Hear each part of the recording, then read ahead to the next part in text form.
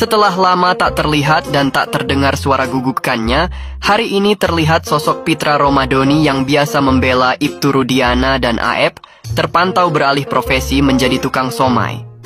Buat teman-teman yang mau ke Ancol, silakan bisa mampir dulu di Somai Bung Pitra, karena beliau biasa mangkal di pinggiran jalan pintu masuk Ancol. Berapa porsinya, Pak? 15.000. Ya udah, saya jangan pakai pare pahit. Salah, hidup saya udah pahit. Oke, assalamualaikum saudaraku. Anda berbicara. Apa? Assalamualaikum saudaraku. Gak sudi kami saudara seperti kalian. Gerombolan-gerombolan penjahat seperti kalian. Gak sudi kami bertahu kalian. Ya, yang benar aja kami saudara seperti kalian. Jauh-jauh kau mimpi kau punya saudara seperti kami. Penjahat kalian. Ya, gila. Benar aja kami saudara seperti kalian. Kalian penjahat berdasi, penjahat yang dilindungi oleh hukum. Penjahat yang dilindungi oleh negara. Kalian sebenarnya adalah penjahat sebenarnya, bukan penjahat-penjahat yang ada mencuri ayam, mencuri kambing. Kalian lebih dari penjahat itu kalian lakukan. Tetapi kalian apa? Kebal hukum. Karena ya, kalau mau bicara transparan terhadap masyarakat, oke, kita buktikan. Berani nggak kalian? Berani nggak Bapak Kapolri menciptakan sistem? Ya, itu tampilkan coba.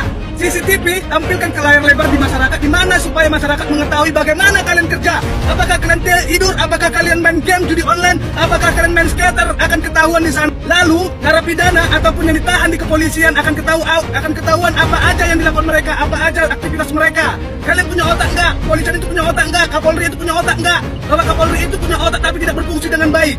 Kenapa saya bilang tidak berfungsi dengan baik? Kalau dia punya otak dan berfungsi dengan baik, dia tidak akan mungkin membiarkan oknum-oknum yang lakukan kejahatan itu dimutasi, tetapi ditindak tegas, dipecat, dihukum setimpal-timpalnya. Mana yang dilakukan Pak Kapolri? Semua hanya dimutasi. Pak Kapolri, ya, seandainya saya adalah oknum yang melakukan kesalahan itu, seandainya saya dimutasi ke wilayah B dari wilayah A, ya, ada jaminan nggak bahwasanya niat saya baik itu akan saya terapkan di wilayah B? Ada jaminan nggak? Tetapi yang ada adalah karena saya gagal di wilayah A, maka saya terapkan di wilayah B untuk melakukan kejahatan yang lebih maksimal. Bahkan kejahatan itu akan saya share kepada bawahan saya supaya melakukan hal yang sama. Bukankah itu yang Bapak ciptakan, Bapak Kapolri? Jadi saya mengajak elemen masyarakat dan mantan-mantan Kapolri ataupun kepolisian yang pensiunan. Apakah Bapak Kapolri yang saat ini menjabat adalah Kapolri terbaik di Indonesia? Atau Kapolri yang terburuk di Indonesia? Ataupun sepanjang masa? Bapak Kapolri, kami tahu setiap orang punya hak untuk goblok. Tapi jangan pernah sekali-sekali kau salah gunakan hal itu secara berlebihan. Oke? Terima kasih. Salam hormat. Baik, Bang Pitra, bagaimana kondisi Ibtu Rudiana di saat kemerdekaan yang ke-79 ini? Gimana kondisinya sekarang? Kondisinya Pak Ibtu Rudiana saat ini baik-baik aja. Kemarin saya juga baru ketemu dengan beliau, ya, kita makan bersama juga dengan keluarganya. Baik, berarti selama ini nggak ada masalah dong? Saya kira no problem, gitu, nggak ada masalah. Tapi sekarang para netizen sudah menduga-duga bahwa Ibtu Rudiana sekarang bersalah. Gimana Bung Pitra? Kalau seumpamanya dia merasa, klien saya merasa bersalah, ya silahkan proses hukum. Karena ada jalurnya. Ini nggak ada di proses hukum, mereka tuduh ini, tuduh itu. Nggak bisa loh seperti itu. Oke lah, kalau Bung Pitra tanggapannya begitu.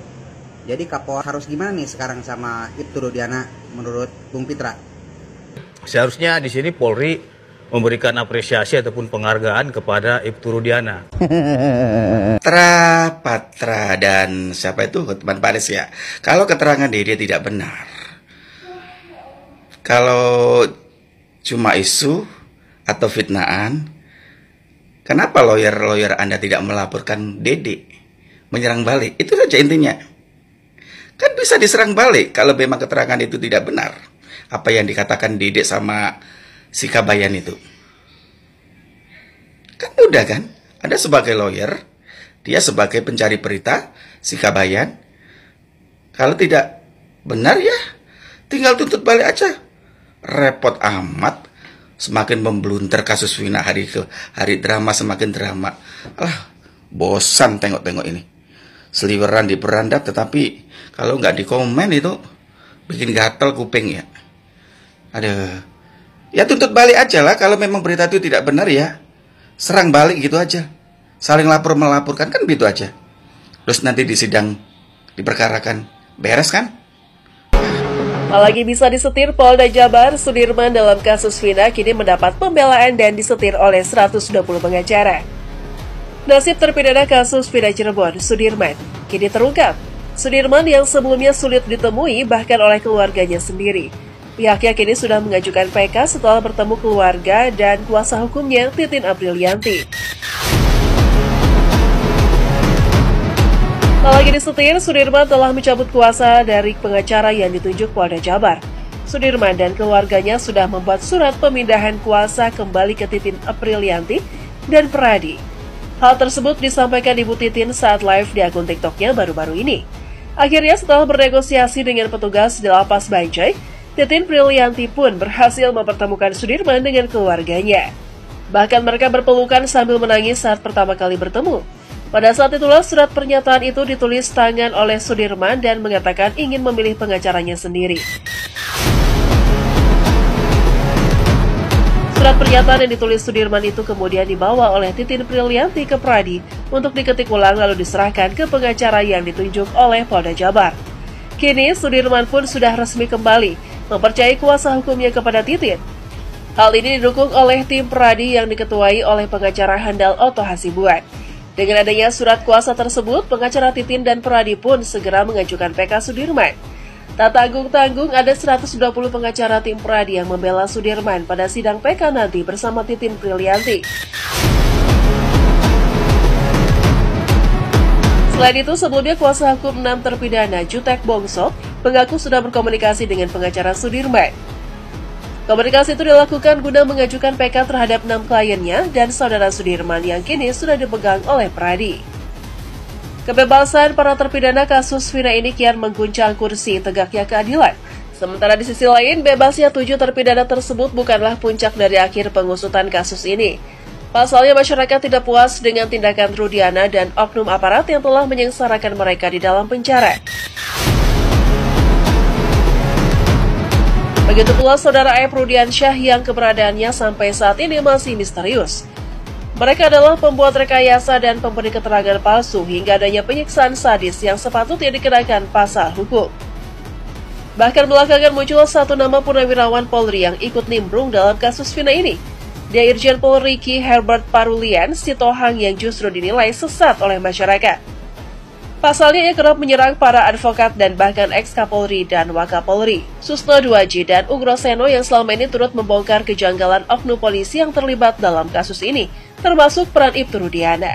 Sesuai dengan perkiraan saya, kecelakaan itu karena demplos narkoboy. Taksi AR, teman akrab Eki, ternyata sebelumnya membeli obat-obatan terlarang. Nah, bapaknya tugas di bagian narkoba, anaknya mencicipi. Nah, ini lho Pak Rudiana, akhirnya terbuka semua karena ulah sampeyan. Jadi terbuka bahwasanya penyebab anak sampean kecelakaan itu plus narkoboy. Makanya Bapak jangan diumpet-umpetin, jangan sampai mengorbankan orang lain.